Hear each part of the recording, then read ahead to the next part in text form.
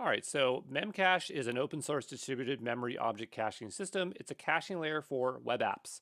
Memcached is a key value store which supports strings. It can increment and decrement strings if they represent an unsigned 64-bit integer. That is the level of complexity we have here with Memcached. It talks about objects, but objects are just string values, so they're not really any kind of complex data structure as it's implying. You can use various SDKs. Here's an example of using Ruby to use Memcache, and the way you'd interact with it is Telnet if you want to directly interact with a server. There is no CLI tool. At least I didn't see one. So generally, these are your two options. Let's take a look at the commands. And these are all written in Python. So just understand the last example is Ruby. These are in Python.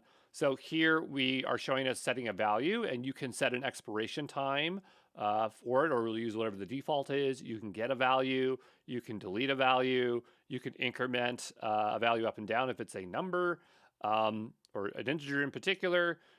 You can only add if the key value doesn't already exist. And I say key, actually, I should say just the key. The value would be whatever you pass along here. You can replace an existing key. You can flush all data, which means basically just delete everything. You can supply a number if you want to delay that. You can append or prepend string data to an existing value. You can get stats, and I'm not showing it here, but there's actually a bunch of subcommands for stats about the cluster. So, yeah, that's Memcache. There you go.